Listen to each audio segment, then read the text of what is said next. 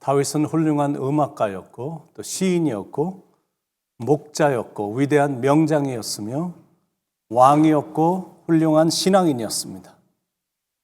게다가 골리앗이라는 그 거인을 한 방에 무찔러서 나라를 살렸기 때문에 모든 백성들이 우러러보는 최고의 명예와 영예를 한 몸에 받은 한 나라의 영웅이었습니다.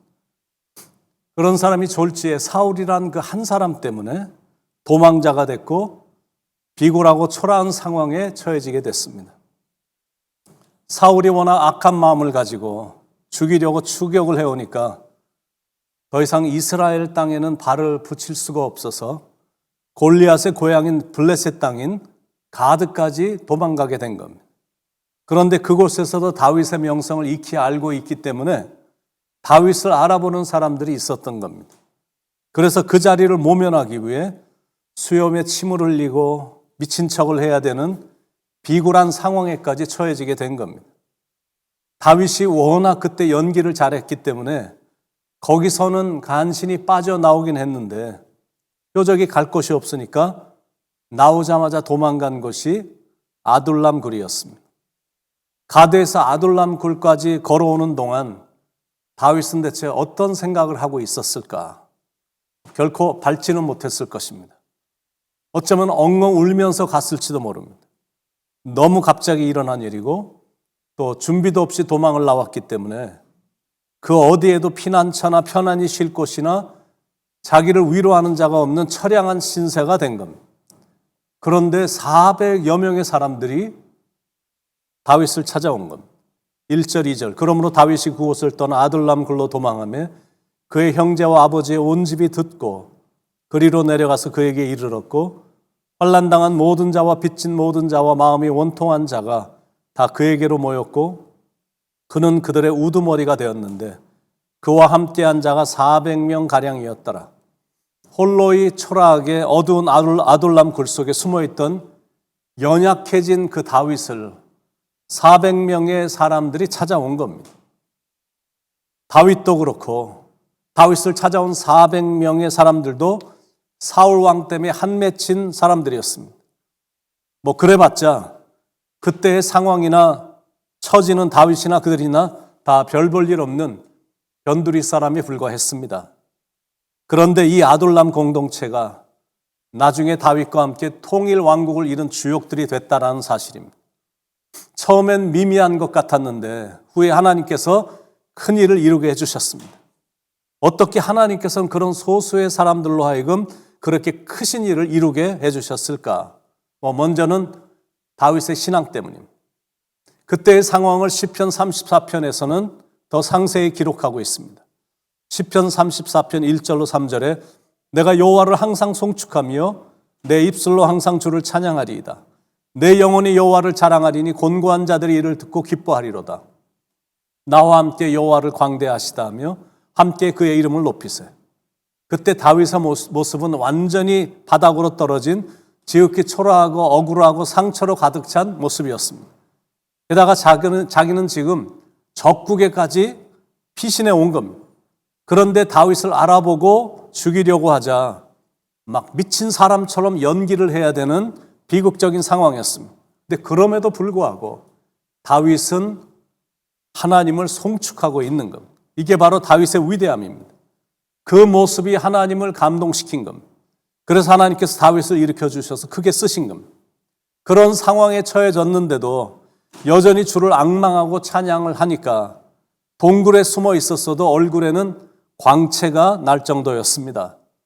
지금은 내 힘으로 아무것도 할 수 없는 상황이라 침묵하고 있지만 하나님은 모든 걸 하실 수 있으시니 하나님의 때를 기다리며 하나님을 앙망하며 인내하면서 지내고 있는 겁니다. 그런 모습을 그 400명이 본 겁니다. 상처와 한이 맺힌 사람들이었지만 마음이 다 녹아버렸습니다.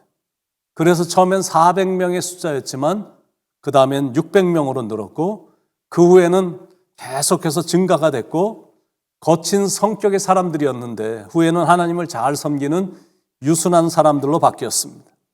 동굴의 경험이 다윗을 모든 사람을 품는 인격의 사람으로 만들어준 겁니다.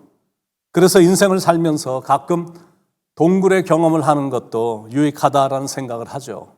여러분, 터널과 동굴의 공통점을 아십니까? 어둡고 캄캄하고 답답하다라는 것.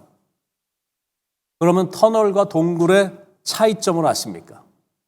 터널은 입구와 출구가 다 있고 또 동굴은 입구는 있는데 출구가 없다라는 게 차이점입니다. 터널은 끝이 보이지 않아도 한 걸음씩 한 걸음씩 걷다 보면 빛이 있는 세상으로 빠져나올 수가 있는 것. 그런데 동굴은 끝이 막혀 있어서 들어가면 들어갈수록 점점 빠져나오기가 힘들어집니다. 물론 터널도 어두우니까 힘들고 답답한 건 있습니다. 그러나 계속 가면 어두움이 빛으로 바뀝니다. 그런데 동굴은 출구가 없기 때문에 가면 갈수록 수렁이고 깊은 웅덩이에 빠지게 됩니다. 그러니까 동굴에 들어가면 이런 질문이 나오는 거죠. 하나님이 나를 잊으셨나? 왜 나에게 이런 일이 일어난 걸까? 혹시 여러분도 이런 것과 비슷한 질문이 있는 것은 아닌지요? 혹시 여러분도 이런저런 일로 인해서 혼란스럽고 혼돈이 있는 것은 아닌지요? 그런데 분명한 건 조금만 지나면 갑자기 닥친 동굴의 경험이 인생에 유익했고 꼭 필요했음을 알게 될 것입니다. 그러므로 그럴 때는 가만히 차분히 요동하지 말고 있으면 되는 겁니다. Don't panic, 놀라지 말고 and don't be afraid, 두려워하지 말고 그리고 don't be dismayed, 그런 것에 깜짝 놀라지 말라라는 거예요. 처음에만 좀 그렇지 조용히 있다 보면 거친 폭풍우도 안개처럼 지나갑니다. 어두운 극장에 들어가면 처음엔 앞이 전혀 안 보여서 당황이 되지만 조금만 지나면 사물이 흐릿하게라도 보이고 그리고 방향도 찾게 되듯이 아무리 어두운 동굴이라 할지라도 조용히 머물러 있다 보면 익숙해집니다. 그러므로 동굴의 경험이 혼란스럽고 힘들다고 느껴져도 그때는 차분하게 가만히 있으면 됩니다. 그러다 보면 서서히 길이 보입니다. 그리고 그 다음에 중요한 건 방향을 바꾸는 겁니다. 동굴은 계속 걸어가면 더 올무에 빠지게 되지만 방향을 바꿔서 들어온 입구로 가면 그 입구가 출구가 돼서 다시 나갈 수 있게 되는 것. 그래서 동굴이다라는 생각이 들면 더 깊이 들어가지 말고 방향을 바꿔버려야 됩니다. 그 방향이란 원망, 원통함, 분함을 용서로 바꾸는 겁니다. 동굴에 들어가서 나를 이렇게 만든 사람들을 증오하고 미워하고 원통해하고 탄식하고 있으면 결코 출구를 찾을 수가 없습니다. 거기서 다 용서해야 됩니다. 그리고 훌훌 손을 털고 미소를 지으며 힘차게 일어나 나와야 됩니다. 예수님도 얼마나 억울하고 비굴한 일을 많이 경험하셨습니까? 죄도 없으신데 추악한 죄인이 당하는 형벌보다 더 잔혹한 십자가 형벌을 당하셨습니다. 그것도 벌거벗긴 채로 공중에 매달리셨습니다. 그건 최악의 비굴함과 최악의 원통함입니다. 그런데 예수님의 입에서 처음 나온 말은 주여 저들을 용서하여 주옵소서. 저들은 자기들이 하는 일을 알지 못함이니이다. 이렇게 용서의 기도를 드렸거든요. 이런 용서의 마음을 우리는 예수님을 통해서 배우는 겁니다. 누구를 나무랄 것도 없고 미워할 것도 없고 뒤를 돌아보며 좋았던 시절만 생각할 것도 없습니다. 억울하고 분하고 그래서 화가 나는 상황이 와도 주님이 함께 하시니 주님이 원하시는 길을 향해 걸어가는 겁니다. 인생이 되어져 가는 일들이 때때로 이해는 잘 안 돼도 하나님은 변함이 없으시니 견고한 믿음을 가지고 여전히 기쁜 마음으로 이 길을 힘차게 전진해 나가는 겁니다. 다윗은 그 일을 해냈습니다. 모여든 사람들의 산적 두목 정도밖에 될 수 없었던 사람이 후에 통일 왕국의 왕이 될 수 있었던 비결은 예수님처럼 다윗도 다 용서했기 때문입니다. 그래서 다윗은 새 출발을 할 수가 있었던 겁니다. 사람에겐 전환점, 터닝 포인트라는 게 있습니다. 다윗에게도 전환점이 있었는데 그게 바로 아둘람 굴입니다. 거기서부터 다윗은 비로소 왕으로서의 모습을 갖춰가기 시작했습니다. 사람들을 모으고 자기 세력들을 모으고 그들과 함께 꿈을 키웠고 그래서 결국 이스라엘의 왕이 됐습니다. 그런 위대한 왕으로의 출발은 바로 어두운 아둘람 굴에서부터 시작이 됐다라는 사실입니다. 아둘람 굴은 완전히 백지 상태입니다. 가장 외롭고 고립된 정말 내일을 예측할 수 없는 어두운 상태입니다. 하나님께서 다윗을 완전히 빈손으로 만들어 놓으신 겁니다. 그런데 실은 그때부터 하나님은 당신이 원하시는 대로 일하기 시작하신 겁니다. 하나님은 왜 잘 있는 사람을, 잘 나가던 사람을 때때로 동굴에다가 집어넣으실까? 그건 하나님을 분명히 만나라고, 능력의 하나님을 만나 더 힘차게 일어나라고, 힘차게 걸어가라고 그런 상황에 처하게 하시는 겁니다. 사울은 동굴의 체험이 전혀 없었습니다. 그래서 지극히 조그만 작은 인생이 됐고 끝이 안 좋았습니다. 반면에 다윗은 동굴의 체험이 많았습니다. 그래서 큰 인생이 됐고 과정도 좋았고 끝도 좋았습니다. 이제 우리는 12월의 첫 주간을 보내고 있습니다.